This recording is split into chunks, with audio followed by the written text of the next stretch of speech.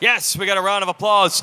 Welcome to the SMX Insider live podcast mashup. Thanks for the fist pump back there. I'm Jason Weigandt. This is Jason Thomas. Round of applause for us. Love the acoustics. Let's be real. We know what's going to happen when Stu walks out here. Yeah, it's going to get a lot louder. Yes. We do a show that you can watch every Thursday at 2 Eastern. It's called SMX Insider. We try to give the full, broad scope of all the different scoops and angles and things to watch every weekend to kind of preview your race weekend, right? Yeah, this is just a live version of that. We do a segment called The Big Interview, which we're going to have 4 of those today. But yeah, it's, we've modeled after some of the stick and ball sports, get into some of the inside aspects. A lot of things we don't have time to cover on the broadcast, right? We can really dive deep into some of the things that you guys are all wondering about. And I love the analysis part. It's also my job here. But it gives us a chance to really go into what happened on the weekend and also push forward to what's going to happen in the following weekend. And I give you credit, JT. On Thursday, last week, you said, for those inclined to go big in a rhythm lane and quad, it will be a huge difference maker. And that actually played out exactly that way 48 hours later. Yeah, I'm going to be real. Most of the time, I'm just making it up. Yep. Like, I just kind of wing it and hope for the best. That one, I nailed it. Like, it could not have gone any better, and I'm still kind of reveling in this, right? And I hope that Steve comes up here and we can talk about me getting that right, because that would be great. But do you have a trick up your sleeve for tomorrow? Not yet. Not yet. Give me some time. It's a really tough act to follow, being right. I know. So, blind squirrel finds a nut. All right. You really don't want to hear from us. You want to hear from our guests. So we'll consider that this week's big interview. Let's welcome our first guest, also a podcaster. His show is called Title 24, which apparently is the number of championships he and his co-host have won. That's why our show is just... And also the numbers are 2 and 4. It's double entendre. Oh, I just thought it was math. We don't have a number in the name of our show. That's why. So let's bring up, SMX Insider 0 from Title 24. Let's bring up the greatest of all time, Ricky Carmichael. Thank you, gentlemen. Long time no see. Yes, I know. Long time. I didn't know you were here. That was much louder. Long time no see, guys. Yeah, we were just doing 4 hours of meetings. How is everyone? Good, yeah. All right. Good to see everyone. Question for you, Ricky. We both raced Dallas many times, right? Both stadiums. You ever seen Dallas dirt that looked like this? No. Because that's the best Dallas dirt I've ever seen. It looks really, really good out there. I go back to last weekend in Concord. It looked a lot of fun. I don't know how it was to race. It was certainly good in the TV booth, but it looked a lot of fun. And this track is completely different compared to last week in Concord. So I think it's we got a good race on our hands for sure. And you just go back to how everything played out in that 450 class, especially with Jet and Eli. There's a lot to look forward to this weekend, or here tomorrow. Dude, I don't think we can overstate. We don't know how many of these battles we're going to get. We don't know if what if Eli Tomac chose to retire after the Achilles? We got to soak up when you get a Jet Lawrence, Eli Tomac battle. That's bonus time. It might not have happened ever, and we might get it again tomorrow. Well, it was so fun to watch, at least from my perspective, and we were talking about it in our meetings this week. Our production meetings is how it brought me back to my final Supercross race in 2007 with Stu, and even though I didn't win, there was nothing more that I could have done. I felt like I had ridden the best that I had ever ridden, and the level that we were riding at was just incredible. So it was special to me, and I felt like it was a very similar race. I think even though Eli didn't win the overall, I think from his perspective, he should be really, really excited about how well he did, and even never racing an SMX track. So it was a lot of fun to watch for sure. And I'll have to give you credit, which you deserve. All week long, I was just adamant that there's no way Jet Lawrence is going to win. It's too early. He's lucky to be racing at all. It's just about getting points, and then we can go into double points and triple points, and maybe he can get back into it. And you basically told me to pump the brakes, slow down on counting Jet out. And maybe you had a little bit more information than I did, but at the same time, I still didn't want to hear it. And then I got to watch it all unfold right in front of me, and exactly how you said it might happen, it did. So kudos to you, because you were way ahead on that one. No, well, you guys do a lot more homework than I do, and know a lot more of the inside stuff. Now, I do have a connection with Jet just through an old mentor of mine. But when you look at it on paper, and you really look at his attributes and his skills and what he's good at, he checks so many boxes. And you can't discredit that. I know he's coming off of an injury, but he just has so many qualities, and that's a tough formula to beat. It can be beaten, but makes it very, very difficult. And he definitely exceeded my expectations. I knew he would be up front, but not as strong as what he was, especially race pace, and the stamina there. But that's just a testament to just how skilled of an athlete that Jet is. So JT, you got that one wrong? I did get that one wrong, but when you really look at it in hindsight, to Ricky's point, you watch Jet and he can be beaten, of course, but most riders, you have an angle like, okay, this is the angle where I really need to try to exploit him. I need to take advantage of wherever he may be missing a little bit, and then I look at Jet, and it's really hard to find that spot where you can really go in on, and I thought this would be it. Lack of preparation, still a little bit hurt, 3 weeks of riding. That was the way, and it still wasn't enough. Yeah, when I look at Jet and like, how could I challenge Jet? And I get to thinking like, what would be so tough to beat him is that he is in an incredible shape. He has he has amazing bike skill, and I feel like if you pressure him, he rides his pace for the most part. And there's certain riders that you can kind of push and force them into mistake, and you win by them, them coughing up a position and falling down. And I just feel like someone like Eli or Jet they're just so good at handling that pressure and riding their pace. Like last week, I don't think that Eli was going to try to step up and override. And if Jet passed him, he passes him, and he just takes a second. When you have that kind of discipline, that is so hard to beat. And I think that would be the challenging thing for me if I was racing Jet. Ooh. All I wanted to bring up with you being incorrect is to transition to our next guest, who will absolutely love to visit that part and probably not give you any credit for knowing that the quad would be important. Some could say it's his life's work. Yes, it is. It's practically an art form. So let's welcome JT's greatest nemesis, the host of the SUPERMOTOCROSS show on Monday night, Steve Matthes, everyone. Yeah. We got some star power now, right? Welcome. Thanks for having me. Well, welcome, and thanks for having me. Yes. Well, more like He's our guest. He is our guest. We are the host. Oh, the boy. three of us are hosts. You're a guest. You're a podcaster now. Yeah. Well, Don't you have a partner? We just play. Yeah, Don't we you do. have Where The Ryan Villapoto? money's tight, he said. Where's Ryan Villapoto at? Again. Last week it was a family reunion. We're in our building years. So we got to make money before we Safe to spend say, money. he doesn't really appreciate the fans and the listeners. Safe to say. No, That's it. he's the fans' favorite retired guy. I mean, it doesn't look like he couldn't make time for you people here. Unbelievable. Yeah. I have a theory. Oh, dude. I have a theory. He's not the richest guy here, so he's not showing up. Carmichael and Stu have him covered. They got more money than him, and so he's out. That makes him uncomfortable. That's my theory on my 17-year-old kids are trying to take it all from me. He might be out of cup. Well, he's got twins, so don't worry. Yeah.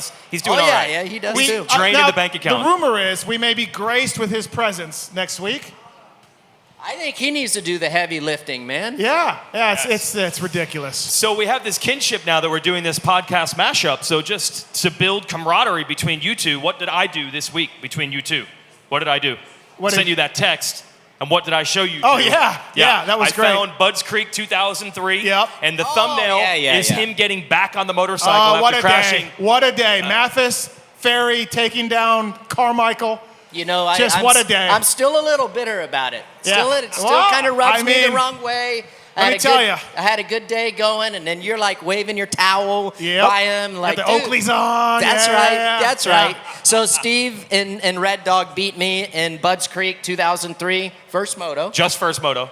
Just A first win's moto. a win. I don't Well, the remember second moto, DNF, right? It was just like, No, our work is done here. Those basically, facts are after lost Moto to 1. time. Nobody knows. Fair enough. I Those facts are lost I don't remember the second moto, so. Yeah, see? Do you remember Salt Lake 03? You were really angry at me? Yeah, we got. Yeah, I but do. good times. I do. That was good. Hey, but here we are now. We're Yeah. like 20 years later, we're like during COVID, I'm like, dude, I've been married, divorced. Let's move on down the road. I remember this. This was at Salt Lake. Press right? box. Salt Lake Yeah. during the COVID. I didn't know you Salt were talking about the Lake race. 7. I didn't know No, if no, you were- no. yeah. This was It was full circle. It was Salt Lake again. The Full circle. reunion of these two. Yes. And I remember Ricky made the first movie, went to talk to Steve, and I remember Steve after, right? And to set the scene, we're in Salt Lake for 3 weeks to finish out this series. And so there's a lot of downtime. There's a lot of sitting around talking, and Steve's like, do you think he's just messing with me? Like, No, I swear I wasn't. I'm like, dude, I'm just like, I was actually talking to my wife about it. I'm like, dude, you know what? I'm just going to bury the hatchet with this guy. Just hit the nose on the head. I'm like, hey, dude. It was a very admirable move by you. I never would have done that. Why I'm not? very stubborn. I'm very stubborn. Like, so good on you for doing that. Steve is very cynical, right? So he's like side-eyeing you endlessly, like, what's his angle here? Yeah, Like, because he has PTSD from when we were racing together. Yeah, It's like, yeah. I'm like, dude, trust me. Being a mechanic in the Carmichael days, everybody, this is what it was like. So you're in the mechanics area. I'm thinking more outdoors than indoors, but outdoors, you're in the mechanics area, and it's like, you got your pit board ready, you got your headset on, your Oakleys, and there's Ricky, and then it's just silent. Like 10, 15 seconds. Oh, here comes the pack of guys. You're like, oh, this is great. This is great racing here. Ricky's out by himself. Except Bud's Creek. Except Bud's Creek, yeah. I think that the highlight moment of all of that was when he came to the house. Was that 600? Was that 600 or 500? 500. Show 500. Yeah, 500. You being there, like, in a million years, we would have never thought that would have happened years before. Well, ever. me and MC, it was Yeah. fun. It was a lot of fun to talk about and tell stories that, you know, there's always this perception like, oh, you had to have been feeling this way, or you didn't like this guy or that guy. Did you like him or whatever? And it really wasn't sometimes what it may have seemed from the outside. So to be able to share those stories to your audience and some of our friends, it was special, you know, because I think it's important that people know it. Real quick, Steve, SMX, we did some preview videos. We did like 100 of them going into the last week, and you're like, I like the hybrid tracks. So you do not just throw compliments out there. So you like the hybrid tracks. I was actually surprised to hear that. Yeah, I mean, because when I thought of hybrid tracks initially when this series was launched, I was thinking about the Monster Cup, right? Where we had super minis, no whoops, and everything's pretty easy, and excitement level was pretty low. I thought last year going into Charlotte, and even this year too, hearing the riders talk about how uncomfortable they are, Phil complaining, God. I like all that. I like challenging these guys. These guys are amazing riders. The bikes are so good. And to hear them say, man, it was sketchy because my bike had Supercross stuff on it, but those braking bumps and the sawdust. I like hearing the riders get a little uncomfortable. And I think the Feld guys did a good job, and the Dirtworks guys with the track. Last week, it was truly a hybrid track. And so, is it perfect? No, but the amount of bitching from the riders, You're here for that. I'm here for that. Okay. I'm here for that, yeah, because that means it was tough. It means it was challenging to them. Steve is only positive if it led to everyone being negative, Right. made you positive. Yeah, Okay. Yeah. Got that. But my source, a lot of times, is Phil, and I can't do that. It's not No, that's never totally gonna be bad good. source. No. So today I went over and talked to Jordan Smith. Texted a few guys. What'd they say? Different? Yeah, they're not huge fans. But I can't but even last week, I can't just go off what Phil says, because, yeah. That's right. We'll get another perspective on this stage. Let's welcome up our next guest from the Gypsy Tales podcast. Let's welcome Jase Macalpine. Yeah. Gang, Yeah. the great state of Texas. This is a great state for Gypsy Tales, so shout out to all the Gypsy gang in Texas. Appreciate you guys. We turned the heat down in this great state of Texas a little bit. You guys are bringing the heat up in here. It's just, this is Aussie weather. A couple Aussies are going to do pretty well this weekend, I reckon. So what was your take on Charlotte last week? We had you there in person, obviously, because we did this show. You're here this week. What's your take on what we've seen so far from SMX? Danger, danger, danger. Dude. How about RJ Hampshire? I saw him this morning, and I'm like, good on you. You're not shying away from it. He's like, I'll say it again. And if I get beat every time, whatever. I'm not scared. I'll mix Say it up. what again? Well, I Like- was like, because RJ said I want to be in that danger zone. Oh, yeah, Then he killed himself on the Yeah, racetrack. And then put And on it was Instagram, dangerous. Yeah, he put on Instagram, found myself in danger, and I Oh, he went did? down. Oh, yeah. I think I missed that. Yeah. Oh, good on He him for followed doing up, that. And I said, Yeah. good for you. And he's Yeah. like, I'll just keep doing it. Even if I get beat, I don't care. But that's how it should be. You know what I mean? Like, you want to put yourself out there, like, it makes you the hero, or if you end up kind of taking an L on it, you can own the L and you kind of still look good in a way in the end of it all, too.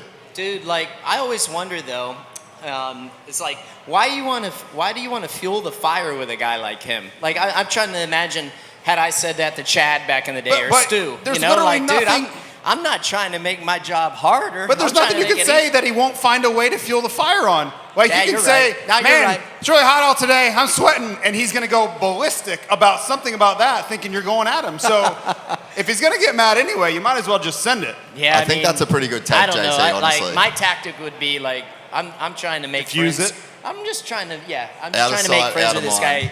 guy. I mean, Yeah. But as far as last weekend, I went back up in the bleachers on the far side of the track. I sat next to the quad, and I was just a full-blown fan. Every time Eli's bike was on the limiter, I was just giggling like a little schoolgirl with all of the other grown men that were just completely fangirling over Eli Tomac. But yeah, I mean, I thought last weekend was epic racing. Like, it was really, really fun to be in the stands and just watch some really, really good racing going down. I loved, speaking of Eli's style, I loved watching the contrast of the way Eli attacks a racetrack. When Eli's right, he attacks the racetrack. There is no other way to put it. And then you watch Jet, who is more finesse and does it. The lap times are almost identical, but their methodology is so different. The contrast yeah, is it's different so ways. different Yeah. the way they do it. And who's right and who's wrong, that's See, not for me to decide. It's just amazing to watch both of them side by side doing it their own way, going the same speed. that's what I like about that. So you got Eli Tomac style, and then now Jet coming in, and he's much more precise, more methodical. Doesn't look like he's charging as hard as those guys. Okay, and then now all the younger riders seems like they're tailoring their style to Jet Lawrence style. But then now you got Hayden Deegan comes in, who is absolutely sinned. I mean, obviously, the more experience he gets, race experience, it'll smooth out a little bit. But like you said, who's to say what is right and what is wrong? I think noticing what style works for you is the most important. Well, and I think if you tried to make Eli do what Jet does and make Jet do it, it's not going to work. And you've been on the front end of that with Hayden. Do what works for you, right? Like, don't try to rewrite your own technique. This works for you. You're making it work. Lean into it and make the most of it. And I think there's truth in that. Yeah, 100%. Don't forget the good vibes Eli had from Charlotte, USGP, everybody. Don't forget about It's a that. ridiculous Oh, that's take. right. Yep. Right, Ridiculous Ricky, take. when you No, show just- up at a place that you won at before, Please I mean, forget. You walk into a place like the smell. Yep. I walk into Atlanta Supercross, and I'm like, it smelled like churros in there. Y'all know what churros It's not even the is? I same walk in building. there, I'm like, It's dude, not even the same Churros building. It's and going to money. be a really good night. thanks, here Ricky. tonight. Thank you. Thank you. I think the thing with the He doesn't Eli remember that thing, race. the thing with the Eli thing though is like one thing I'm trying to be like very cognizant of when I'm watching these races is like that style might go away. Like, we might never hear a dude destroy a 450 in 20 minutes. Like Daytona, that bike is rinsed. I have a Yamaha 450. It's 2 years old, and the thing is in immaculate condition. I've never done a clutch, done the oil a few times. That bike is done in 20 minutes. So while that's still happening, and maybe there's not another guy that ever rides like that, I'm going to take in every single time that bike hits the limiter, and I'm Single-use just going 450. to enjoy it. Yeah, it's a single-use 450. Yeah. Yeah. Vet-ridden. He's 31 years old when he sell that thing. I think- Easy, just vet I ride. think, like, unlike Ricky or James or, say, even Villapoto, Eli's a beast, man. He is a big guy. He weighs a lot. Like, I think his style of riding, partly because of his physique, like some of the riders I talked to couldn't believe he used that paddle tire, and other people I'm like, dude, he's so big, he's so heavy, he's muscling that bike around. He doesn't even care about this damn paddle tire, right? So you got to have the physique, and he's a big dude and not scared to muscle that thing around. All right, we got one more. Oh. Bring up on stage. Oh. You ready yeah. for this? All right, you better bring some heat, everybody, from the Bubba's World Podcast. James Stewart, everybody. Yes, sir. Yes, hey, long time no see. What a man. What a man. Another guy that Ferry and Matthes took down a few times, Did you? I think. I don't know. 05 Hangtown? What? Already negative? Hey, I'm gonna give you my favorite. Hi. How you Hey, doing did today? you guys have beef? No. I mean, at some point I have beef with everybody without even knowing I had it. But Hey, I'm gonna give you No, my favorite. James Stewart, Texas, Dallas. I don't want to call this Dallas because people get all worked up, Fort Worth, whatever. But That's a thing. my favorite James Stewart memory in the Dallas-Fort Worth metro area. Came back, you ride the 252 stroke, 05 here. You go out and B practice. For some reason, somebody decided it was a good idea to put James Stewart in B practice. Well, he wasn't seated, right? So, yeah. No. This not even seated. Like, this is with people who they're probably not going to make the night show, No, let alone but the main event. You know why? He didn't have points. 'Cause he didn't have I points. understand. Oh, yeah. But he almost. Well, no, you just There said was for some almost reason. a murder on the racetrack every single jump because James was going 35 miles an hour faster than everybody in every section. You remember this, James? Oh, I remember it. Yeah. I was watching, my mouth was wide open the entire practice watching this. They put him back in A, the next group. They were like, okay, man, Yeah. Yeah, I was in Crisis A. averted. About 30 minutes later, I was back in A practice. So Was it 259 then? Was it two? It would have been 259 still. yeah, it was 259. That's why 3-digit. They were just like put him straight in the B practice. I thought Yeah. Orlando was your first one back where you waxed us. Well, this was coming off an injury, I No, think. I think Orlando was your first one back. yeah, maybe you guys probably like said something.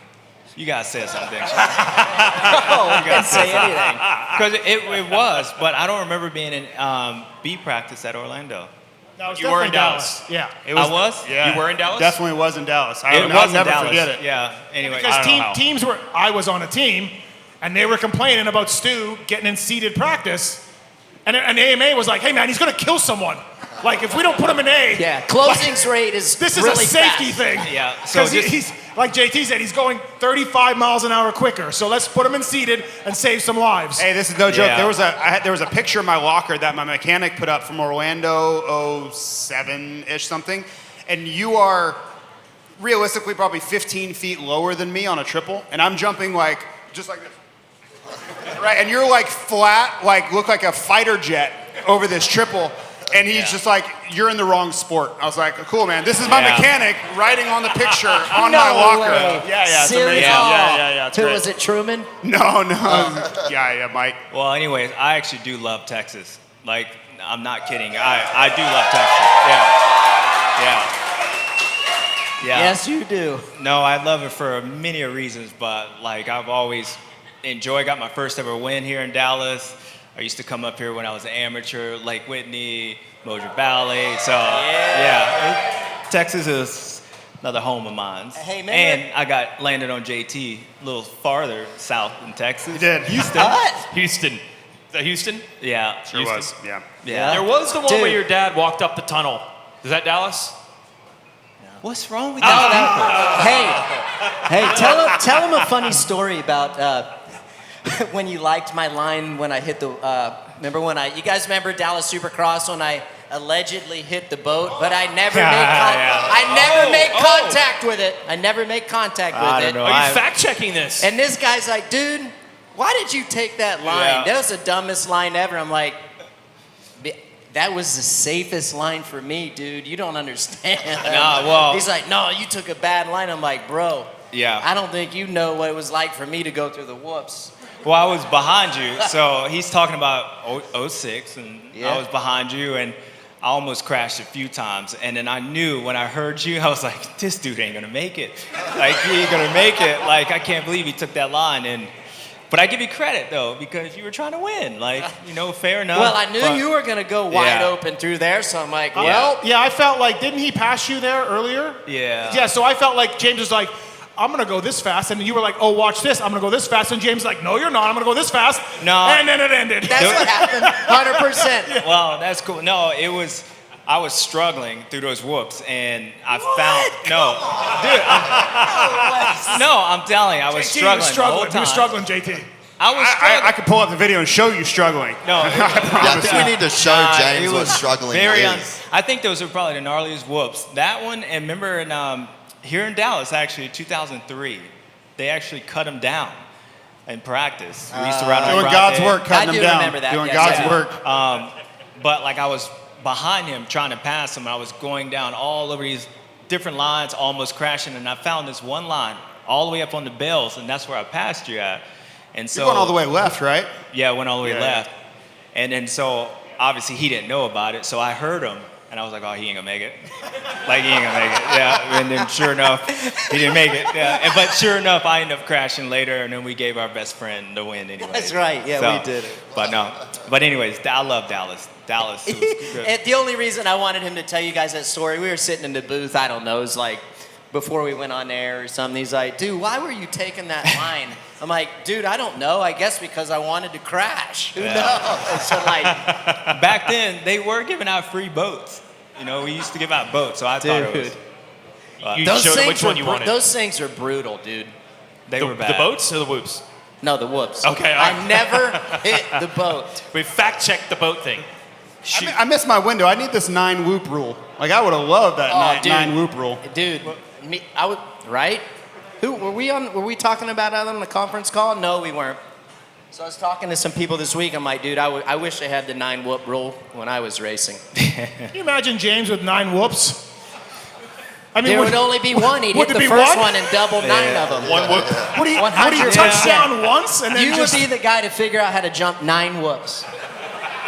For Came- sure. It came pretty close Yeah, at Vegas that year. I had to because I didn't want to go in the boat. So I figured it out. So it would have been hard. But no, they were just built differently back then. They're separated. So Dude, speaking of funny stories, so Millville, 2006. Dude. negative. Oh my gosh. Hey, I have to get. You brought up the boat. I didn't bring it up.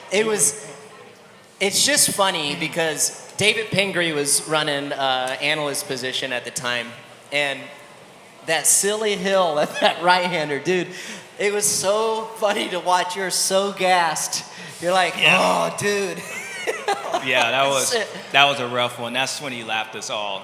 We're all stuck on there. But I remember, I hit you, right? You sure did. Yeah, Another I hit time. you.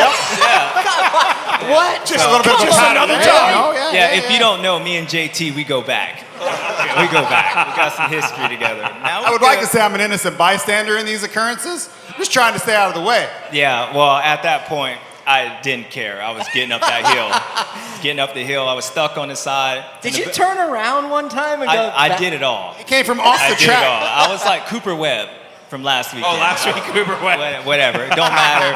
I'm cutting the track, whatever, dock me, whatever. And then I get up on the hill. I hit him. I go down. And then my one of the guys that worked on my team came out. Kaipo came out, and he's like cleaning my throttle, grips off.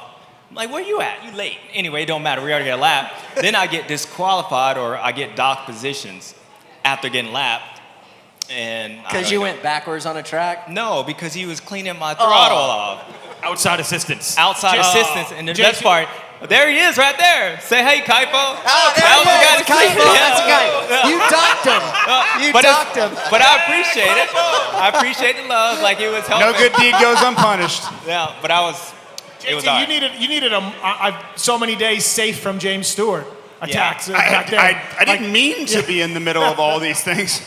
But like seriously, and we've told this story before, but I was stuck and Chad Reed was stuck. So we're just hanging out. It's like an off weekend. We're on the side of this hill just sitting there on our motorcycles because they can't move. And we see Ricky's about to lap second place. And James comes by and just wide open, crazy, goes off the track. And we're both looking at each other and go, well, this is going to be fun. He comes, like hellfire up this hill, right? Wide open, bouncing off ruts. And I'm like, he's coming right at me. I mean, he's coming right. Yeah. And then my urgency, he's coming right at me. He's coming. He smashes me, flips up the hill. I look at it as two people's fault. He was about to lap me, and I wasn't having that, and you lapped me anyway. But then, what were you doing in the middle of the track? I couldn't Doing move. nothing. I could I'm racing. not move. I'm trying to get up the hill. You in the middle of the Sir, way. my race was finished. Yeah.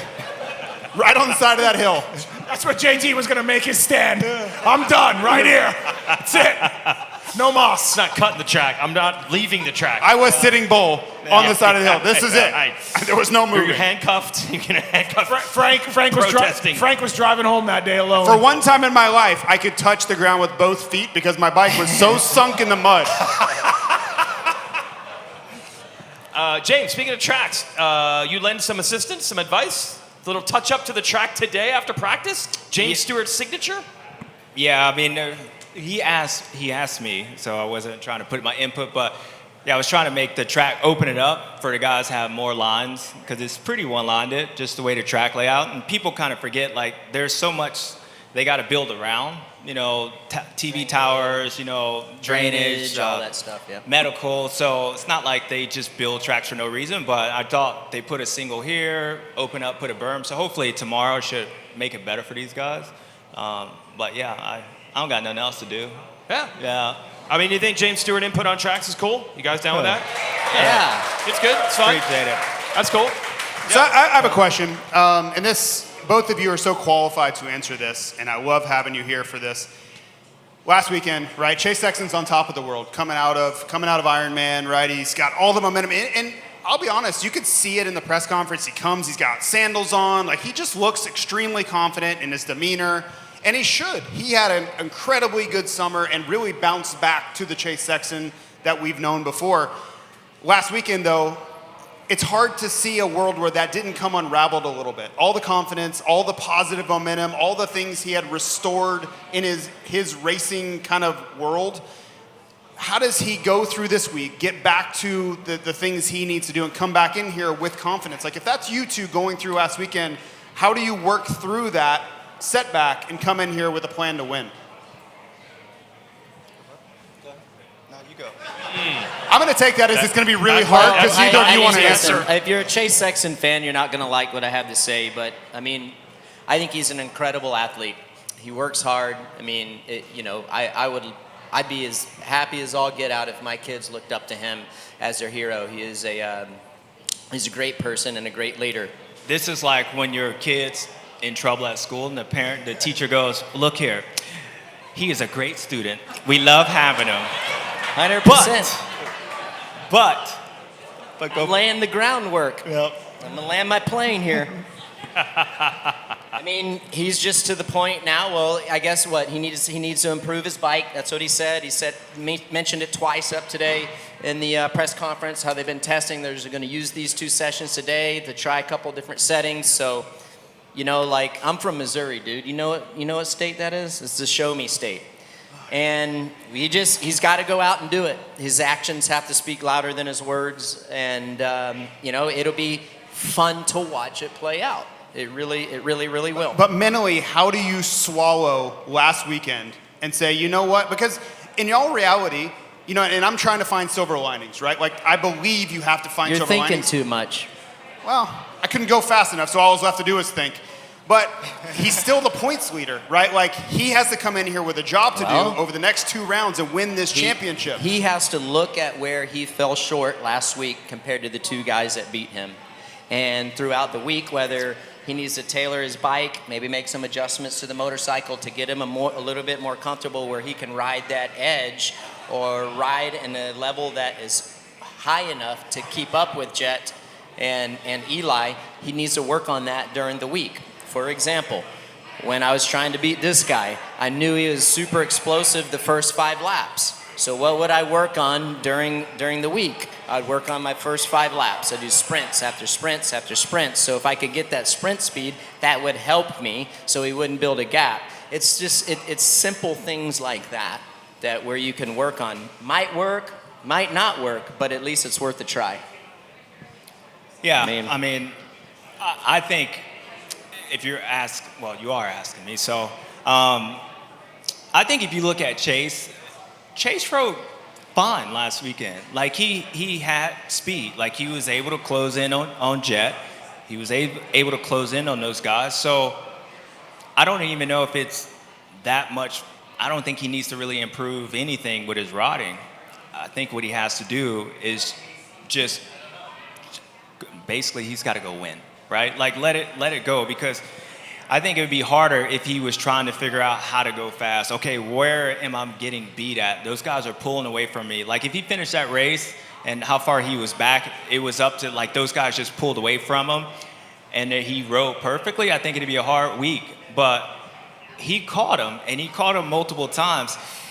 He's just got to remember what is he doing when he catches those guys, and what is he doing once he catches them? Like what changes? And from that point, I think it comes into wanting to beat somebody so bad, and maybe outside influence, whatever it is, but he changes. And you got the pace, and in this sport, if you're fast, you have a chance. So for me, when I'm looking at him, I don't think Chase needs to change anything about his riding. I think he needs to change his approach once he catches those guys and just somewhat let it all go and just do it. Whatever that is, he's a champion for a reason. The dude knows how to ride a motorcycle. Every championship he's won, he's completely deserved it.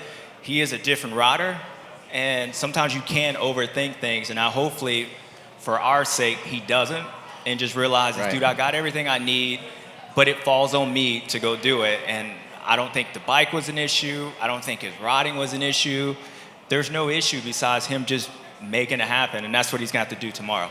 Kind of the other side of that coin, I was just going to ask Steve real quick. Yeah.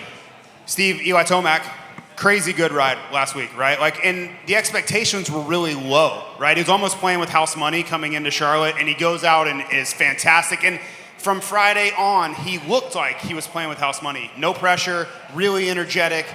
He just wasn't riding tight. Remember how he got out early in every practice, charged right away, right? Like right from the first time he hit the track. But you've been on this thing, and I think it's played out, to your credit, of it's been inconsistent. He hasn't been able to bring his best stuff every single time out on the racetrack, and there's a lot at play there. There's injuries, there's getting older. How do you harness your best self every single time out?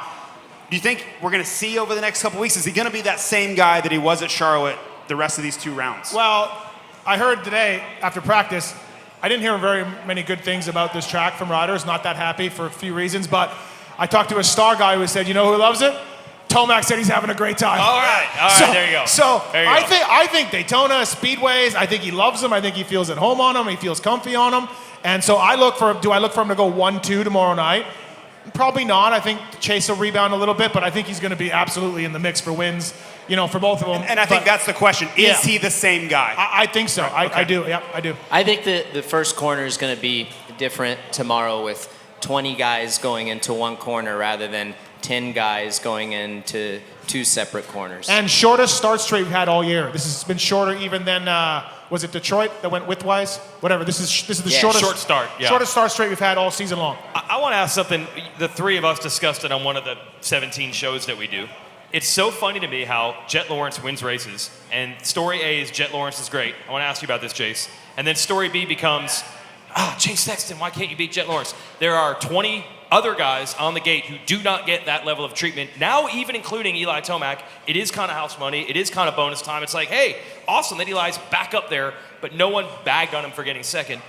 Do you notice that, where it's like there's this extra thumb on top of Chase Sexton is you're the guy who's supposed to do it, and it's 1A leads to story 1B.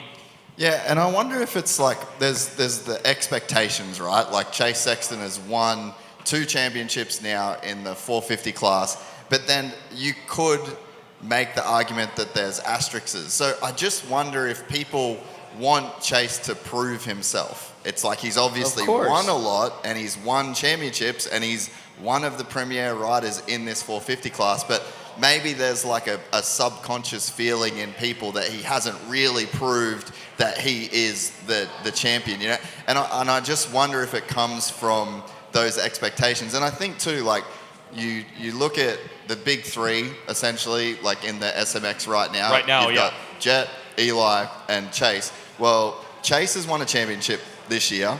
Jet's won a championship this year. Who hasn't out of the big 3? And you're seeing an extremely motivated Eli. I mean, even in the press conferences, like we get to be quite close to the guys, and like, dude, you're asking Jet a question, and Eli is just like perfect posture, just staring into the Colorado into your soul, depths, staring into your soul. Yeah, Yes. and he is deep, man. Like he really, like you can see a level, like the gears are turning. So I mean, I feel like that could have some consequences. I want to speak on. I don't want to speak for Eli, but you just mentioned something.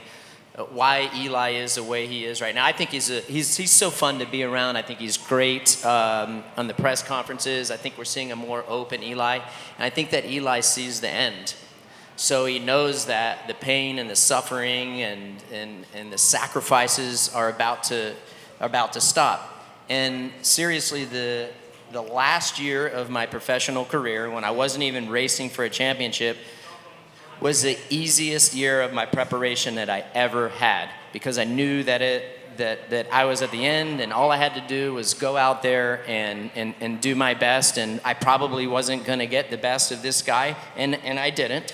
But I just knew that the end was there, so I was happy, and the load kind of was off my back. Are you able to lean on your legacy set? Like, you won all the championships, you did all these things. No matter what happens in this short period left, everyone's going to remember you as, like, Eli was the man. Both of you were the man. Like, your final year wasn't going to change any of that. No. Like, do you think he has happiness because he's done all the things, right? There isn't that pressure of expectation. I hope that he has happiness, because he's accomplished a lot against a bunch of great competitors. Yeah, that's what I was going to say. I actually think Eli's in a awesome position, because I think, as you just said, like, everybody remembers these gnarly, crazy Eli Tomac stories and races, and even when he's getting beat right now, and when he was in Supercross, we still go, well, that's not even the best of Eli. Like, is he racing the best? So I think what happened was, one, he's found happiness with his bike. He's happy with his family. He's healthy. He's getting a chance to enjoy it. And he doesn't necessarily have the pressure of, if I do anything wrong, people are going to look at me differently. If I don't win, my team's going to be upset. But he's also maybe riding the best he's ever had, or at least comfortable. He's in shape. You know, he can still go out there and win races. So can you imagine, like, having all that, but then having that pressure of, like, I can really do no wrong? And he's out there enjoying life. Right. And any kind of rider that's been able to ride, because I'm not saying there's no pressure, because anytime you go out and race, there's pressure. He wants to win, but I don't think it's all of nothing with him. And that's why I think when he's in the press conference, I don't see him being like, oh, I'm so motivated, I want to beat this dude. I actually see a dude that's actually enjoying life, enjoying racing, somewhat without the pressure, but that's still good enough to go win.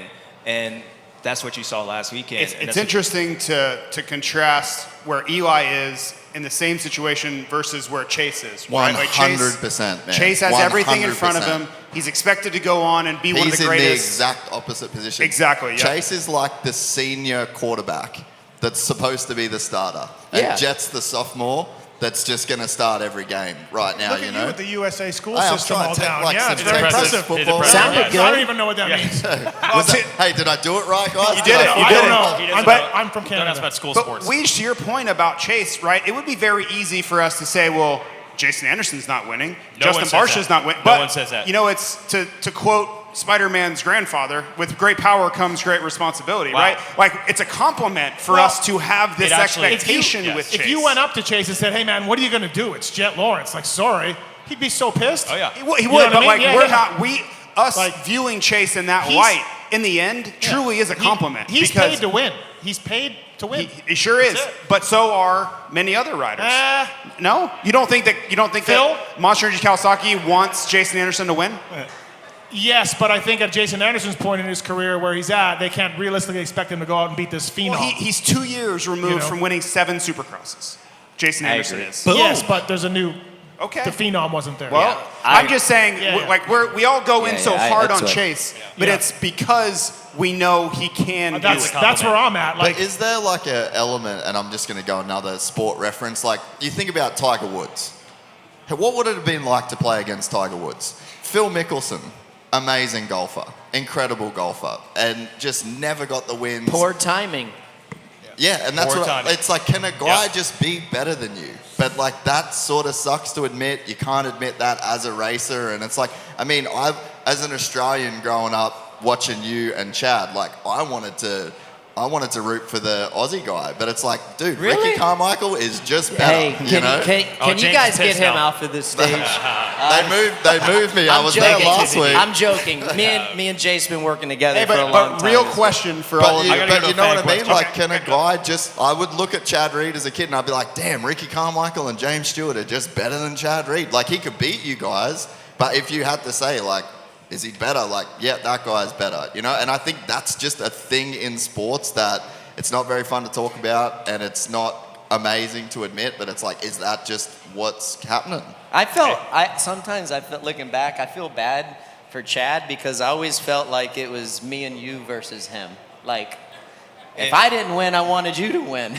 Yeah, I mean, you know what I mean? I didn't want Chad that's to win. because he took both of us out. But at like, some if point, he beat you know, Chad, I'm like, yeah. sweet. What we about the win. guy? What about the guy that pushed you two to your two perfect seasons? What? What about Dirty the guy dog. that pushed you two to your 2 perfect seasons? You guys, you know, Timmy. Yeah, Timmy. Yeah, Push second. them. Push them. Yeah, a few I'd hundred push- points wait, back. with Don't James, enable him. Yeah, I let's think go to, Timmy probably we're back would. on fair.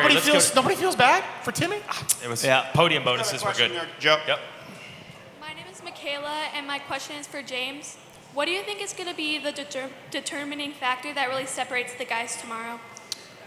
Great question. Yeah, the start. Yeah, I think the start, and this is going to be a hard race for, let's say, a guy like Chase Sexton, because everything for him, and kind of talking about your point, what you guys were just talking about, I don't think he needs to actually say that Jet's better than him. You know, I don't think, like, if Chase rides his best, Jet rides his best, they're both pretty good. Like, they're Do you both pretty think good. we've seen that? Actually, sorry to interrupt you, but do you think we've seen both of those guys at their best race each other yet? I mean, I don't even know if I've ever raced anyone that was like peak, you know? Like, I don't think I've ever been at my best and he's been at his best. 07 Well, maybe Orlando, bro. and We then that was- talked about this. Yeah, okay, all right, fair enough. Remember, fair enough. we had a moment. Hey, Fox We have Fox moments. Raceway 23. We had a moment. I think we were close. But I think the track actually played a huge factor in that race, for sure. I think you're right. no, he rode good. He rode good. No, he Okay, really did. No, You he, left some on the table. no, he rode good. Yeah. I mean, that was. Yes. But to kind of answer your question on both, but Chase has a lot of pressure, and he wants to win so bad and really back it up from what happened last weekend. He wants to come to this race and solidify that what happened outdoors wasn't no fluke. I don't think this track's going to allow that. Like, I think Chase can probably ride, let's say he rode his best ever race his whole career. He gets a bad start here, he can get 5th. And he's got to be careful on not necessarily looking at the results, especially if he doesn't get a good start, and look how he rode and was that an improvement, and be truthful to himself. Because some tracks you just go to, it really falls down on, okay, a bad start here, this track you cannot pass. That's why I was out there saying, hey, maybe you guys need to open these things up. And a guy could be the fastest one and get 5th place. And if Chase falls into that this weekend, let's say he rides good and he gets 2nd or 3rd and Jet wins, what does that do to him mentally? Like, is he gonna look at it as like last weekend, like, yeah, man, I'm done, I can't beat this guy, somewhat as what you were saying, this guy's just better than me? And I think he's got to be careful, along with all these guys, that they don't fall in that, because the racetrack is gonna be a huge play in this thing, as to what you just said. Good thing the Hondas aren't good on the starts or anything. But, Like, I got a fan question, but go ahead, Ricky. Yeah. no, go ahead. Okay, question from a fan there in the back. Hey, my name's Cole, and I got a question for JT. How much gel do you put on your hair on a daily basis? Yeah. People want to know. He's friends with Moto memes. That's fair. He's friends with fair. memes. It's a lot. It's a lot. Whatever you think the number is in your head, the amount, more. That's because you out there in all those conditions, man. Like, you got to have that thing just hold Preparation it up. is everything. It's a lot of wind. Yeah, it's got to have that hair. I'm just happy to have hair. So I'm going to make the most of it. Hey, is your hair always like that in the morning or no? Say it again, I'm sorry. Is your hair always like that in the morning? No, it's everywhere in the morning. I look like I got electrified. Nick Nolte's mugshot. Think about that. Wow. That's what JT looks like in the All morning. over the place. Yeah. All over the place. More like Gary Busey, probably. I'd like to see that. Take some photos. We got more fan questions. We do. Go ahead. Yep. So Ricky and James, when are you guys going to develop a vet race? So the former champions, There we go. like you, Chad, James. There we go. Give the people what they want. Stu, can we just get a video, Stu? Just give us what we want. You know, Give us what we want. it would be nice, wouldn't it? Peer pressure doesn't Be work awesome. on me these days. No, that's an Like, that sounds like a bad idea. Yeah. Listen, I heard a conversation between AC and James talking about what it would take for them to race an off-season Supercross now. Like $1-wise? Blew my mind. Like $1-wise? Or? Yes. Oh, yeah. You don't understand the things I would do. Because for that amount of money. For an off-season race, dude, you might as well race the whole season. No, I'm saying because right now. At their age, right now, 2024 for them to go race, like James to go race Bercy. What's your number for one race? If you like say, No, I Go think high, Just bro, go because ahead and someone's say it. going to pay Go ahead and this. say it. Go real high. it's whatever you think. It's way too low. Double it. Double it. It's like JT's hair gel. It's like I JT's mean- hair gel. Yeah, I If mean, my hair gel and his Yes, race whatever you think it money is, had more. a baby, that's what Yeah. it would be. I just found with my days of riding, like I ride now, it's. You do? I gotta You have. ride You now? ride now? What? I do. Like a dirt bike? The thing with an engine and like they go in there. Yeah. No, I do ride, but I got a reason to ride now. Like my kids. Like my kids. Can we They get a like video? riding and I can still jump a little 5-foot double and I'm like cool. So that's what it is. So for me, like the money would be great, but it would have to be based around like I would want my kids to go. Like that's the only reason I would like be riding or racing. So it would have to be a plus whatever class, and then my kids they're racing. Would it be dangerous, honestly, if you guys had to face off? Like, are we going too far if we get to that dude, point? I'm Two- going to be two laps. 45 in November. I ask you this every year at Daytona opening ceremonies when they want you to go out there and like do the track and do the jumps, and I'm like, are they forgetting you retired I ride almost like 20 6 years times ago? a year. Hold on. Did you see the Legends race at Ironman? No, it would we will not talk Did you- about it. Did you see? The old saying, He like, dropped a hammer. "Don't meet your heroes" kind of deal. Like I feel like that might apply in my situation. That's you like, now. Yeah, you don't just remember how good I used to be. Ah. Yeah, like buying be it. feared I want a of. video. I want a Toronto, video. Dallas, few times. Remember that dude. Like God, that guy. It's frozen in That's time. who I am. Can you imagine your dad's James Stewart and you go and riding at your little farm track that you've built in the backyard? I can actually, because my dad's name is James Stewart. yeah. So, and I remember riding at the farm. He sucked. are he those- sucked. And I I don't want to saw be the that guy. guy. I saw his dad in 1986 at Dade City Raceway. I watched Big James loop out on the straightaway on a KX 250. Yeah. See, and I didn't know that this. reason right Straight there, up. that reason right there, he just said it, is why I don't want to ride. Like, my dad can never live that down. Like, you loop out all the time. I was beating you when I was 4. My Come on. co-host looped out on the straightaway. Yeah, just like that. Your podcast partner. Entered his Big, career. And Big he'll James and Villapoto. As a Loop it out. professional. And he'll never live it down. Yeah. That clip lasts forever. Got one more question for a especially fan now. out here. Hi, my name is Roland, and who do y'all think is gonna win 450 tomorrow? I don't make predictions, buddy. I just give my analysis. No. I think Jet will win because I think James made a Oh, great dude, point. this I'm guy. gonna get hate, but I think Hey, you won't be seeing him interview Jet tomorrow. Get a couple side, but his first lap or positioning. Chase, sorry. His first lap positioning is so consistent, and he constantly puts himself in positions to succeed, and that's gonna matter a lot tomorrow. I'd love to see Phil do it. Phil Nicoletti. Who wants to see Phil do it? That got would be 2 cool. more races. So much That would be pandering. cool. So much pandering. You don't Cheap think heat. Where's Phil is the cheap. where's the going away party? It's Saturday night at the Huddle in Vegas. We'll see you guys there. Yeah. It's like He's 4 having a- Phil- Are you After lying parties. to me? Skip Norfolk will buy for you. Skip's the owner.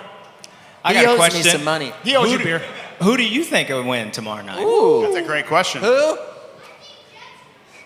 That's a good pick. Smart buddy. money. See, you guys aren't gonna hammer him. Yeah. That's a good. Is he? Good luck, kid. Get an Is he your interview. favorite? Who's your favorite rider? You like them all? Yeah. I do too. I think they're all pretty good. Well, Lars will be good on that button tomorrow. So The whole shot I like button. them all too, but sometimes when I'm talking to him up on the podium, I don't think they like me. They don't. Yeah, probably Jace, right. who's gonna win?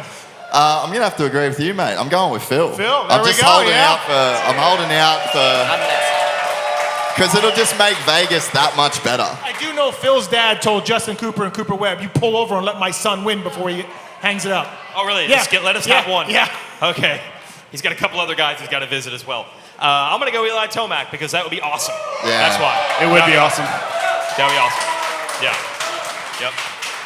That is the theory. That's what we were talking about before. The theory I have is when guys get older, you would think the first thing they lose is like the outright speed. But what I find is it's more of they're just not that guy every single time, but there are certain times where they are still that guy. It's just not, I mean, you guys, you guys would fall in the first turn, and the worst you get is third, no matter what. You could. 100%. I don't even want to know what Chad was doing on Friday nights before some races, and he was still pretty much the same guy, right?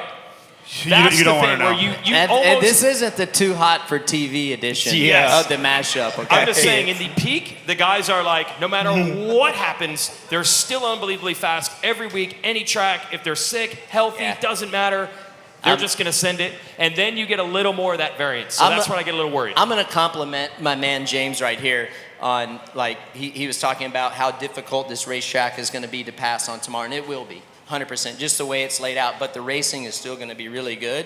It's just going to be tough to pass. But it's amazing how when you hear all of these tracks, even all kinds of racing, how hard it is to pass. But the good guys find a way to pass somehow, some way. And he would have been Hayden that way. figured it out. Dude, Yep. he'd be like, oh man, it's going to be hard to pass tonight. And then next thing you know, he goes from 10th to 1st in like 5 laps. I'm like, dude. Like I said, there's no tracks you can't pass. There's some tracks that's harder to That's pass. right. There you go. Yeah, I mean, it might be Details. harder to pass. And Yeah, for sure. Look, besides Julian Beaumer on the podium, was anything else a surprise in the results? I mean, if you had Tomac, Sexton, and Jet on the podium, the cream rises, right? Levi Kitchen was maybe the second best guy. For me, and we talked about this, is I just think the level that those two guys were at, the separation was both crazy, motos, man. I just think that I didn't expect them to ride at that level. Especially Tomac. They were going for it, man. I Like, remember. Oh, sorry. to be like in the stands and just be like really close and just hear what those dudes were doing to their bikes, like I think, they were Tomac's just bike on sounds like a level. monster behind you, right? Yeah, Evil. yeah. It's to your awesome. point, if you could promise me that Tomac will be top 3 both motos on the first lap, I'm in. He's there. I can't guarantee that because I've seen so many instances where he's not. Can Were I ask you a guys- question? That variance. Well, on the start especially. were you guys all surprised by Eli? By Eli? I was Yeah. surprised for sure. Uh-huh. Yeah, absolutely. I didn't think it. Why? That he'd be You like weren't that. surprised? No, I was surprised. Like well, I guess this is a question I'd actually like to ask both of you guys. Like how much, because this would, I guess, weigh my consideration of if I'm surprised, but did you feel a pressure to be Ricky Carmichael and James Stewart in like the last years of race, like 07? Like, did you feel the pressure to be Ricky Carmichael? Because Eli is beast mode. Like that's that's the legacy that he's going to leave. That's what people are going to say for the next however many years. And it's like, does Eli come back this week or last weekend and just be like, I'm beast mode, I need to be that guy, like that's who I am? Or it doesn't come into your head as much as like the outside fan would think it does? I mean, I go back to what I was saying. I think Eli understands, I mean, there's a life after racing, and he's somewhat tapped into that because we got to remember he was going to retire 2 years ago, and then the injury, and I think the injuries made him, I wouldn't say fall back in love with it, but I think he's enjoying it. I think if he gets on that level and feels that pressure, I think he would finish way worse. I don't think he should ride like that. I think he should ride like we were talking about, that freedom, because he's done everything. The dude's gnarly. And like we said earlier, there's nothing he's going to do that's going to change my opinion about him or anything. Right. And I think he's good enough. He's got the right team. That bike's good. He's happy at home, and he gets to go out there and race and enjoy it. Not necessarily have the pressure, but he's still fast. Yeah. So, experience is going to carry him a experience. long ways. Yeah, and I think what you see why he's able to somewhat hold up against Jet is all the experience that he does have. Like instead of just like, oh, dude, let's say what I feel like somewhat happens with Chase.